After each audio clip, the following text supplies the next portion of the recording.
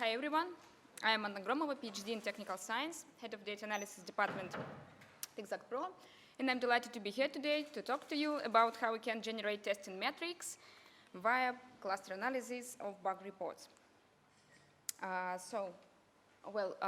Firstly, let me explain what the testing metrics are. Testing metrics are the standard measurement of defect management process. A group of them can be used to build a dashboard which project managers or analysts review regularly. A group of them, as I said, it allows maintaining quality assessments, providing expert opinions, and monitoring testing and development strategies. There are many kinds of testing metrics: time to fix, which defects get reopened, which defects get rejected, etc. And existing research has been aimed at predicting them. However, such metrics should be generated according to project specifics. Such specifics occur due to the software development cycle, the proprietary, and the domain aspects of projects. And this challenge can be resolved by conducting cluster defect analysis. On the one hand, software weaknesses manifest themselves through defects. On the other hand, discovered and missed defects demonstrate quality of testing. However, it is not enough to evaluate only statistical data, such priority distribution, number of reopened defects, etc. So this challenge can be resolved by cluster analysis. Because cluster analysis helps to discover some software specifics, software project specifics. A separate analysis of each cluster can reveal problematic situations, especially in case of testing or development process. So we claim the following contribution in this work: the approach to generating testing metrics, enhancement of a set of defect attributes, and empirical comparison of two different clustering algorithms for considered tasks. A review of the related work demonstrates the importance of metric prediction. Researchers have analyzed different defect attributes and have evaluated how they can influence metrics. However, it is not obvious which metrics are more suitable for which project specifics. Processing thousands of bugs is a resource-heavy task. It requires to discover non-trivial indicators which can characterize project from a new perspective. In our previous work, we proposed to use cluster analysis in order to reveal some project specifics. In this work, we propose to use cluster analysis in order to generate testing metrics. And for this purpose, we use two different clustering algorithms. Each bug report can present it as a set of attributes. These attributes is presented on a slide. So priority is an ordinal data type, and this data type should be converted to integer values.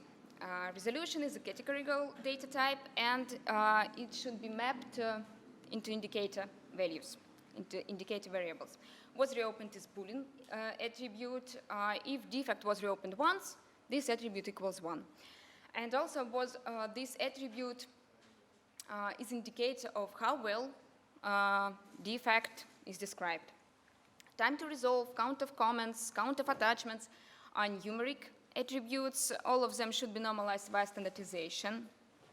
A time to resolve is indicator of how expensive defect report is.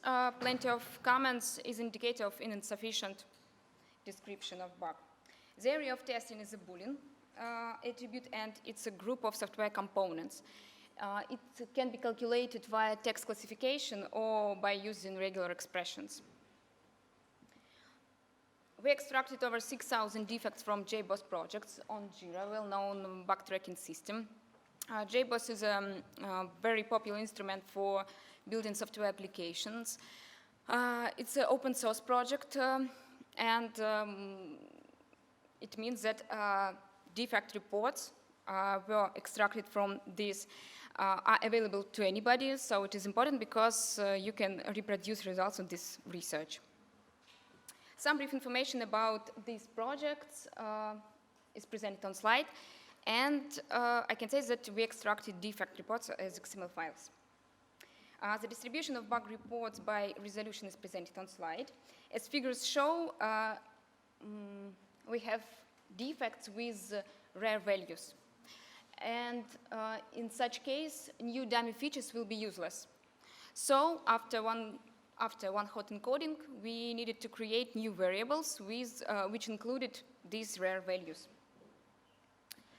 New variables which were created for project SOA were presented on slide, and the similar transformation were made for projects AP6 and AS7. The distribution of bug reports by area of testing is presented on slide. In these figures, each chart includes an other value. This value includes defects with rare components or an empty field. For clustering, we use two algorithms, k-means and EM. And also, we determine the optimal number of clusters. And we use the following validity criteria: silhouette index for k-means and Akaike and base criteria for EM. The results of the validity criteria for k-means is presented on slide. And according to the received results, the optimal count of clusters for project AS7 and SOA is 3, and for project AP6 is 4. The results of the validity criteria for EM is presented on slide 2.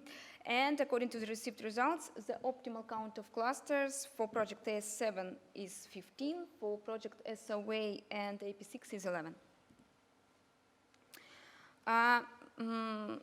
The detailed description of the received clusters and all of details is hosted on GitHub.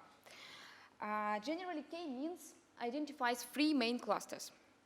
And I would like to notice one important moment. Defects which have high value of time to resolve, large number of collateral comments and attachments, I mean higher than the mean, we call them expensive to resolve because they require a lot of human input and investment of time.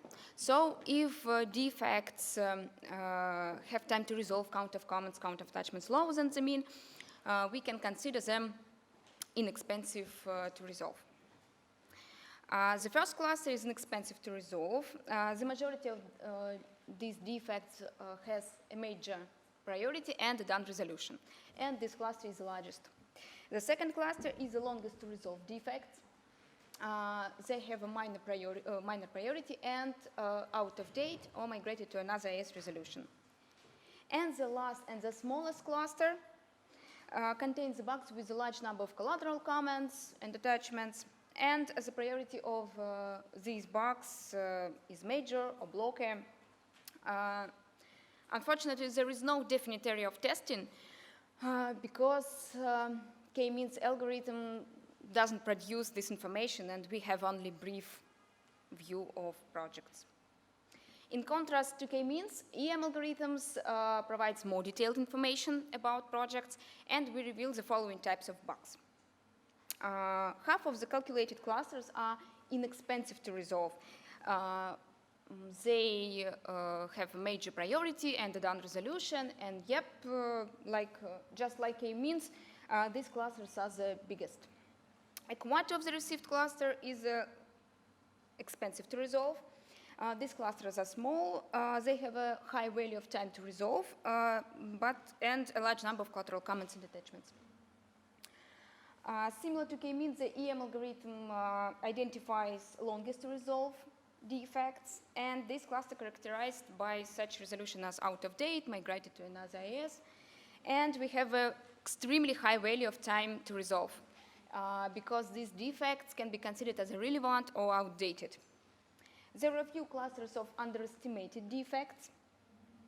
They have a done resolution, but they have been reopened once before. I mean,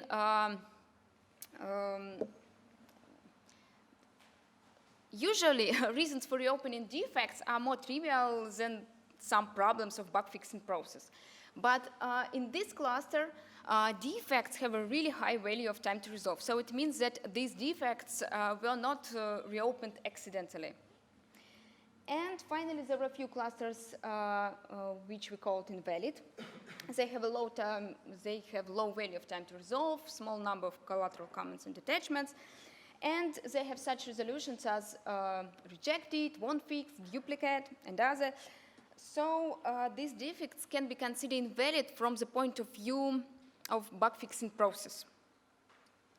And moreover, there is no such defects usually don't have some additional explanation or some discussions between QA engineers and developers and others.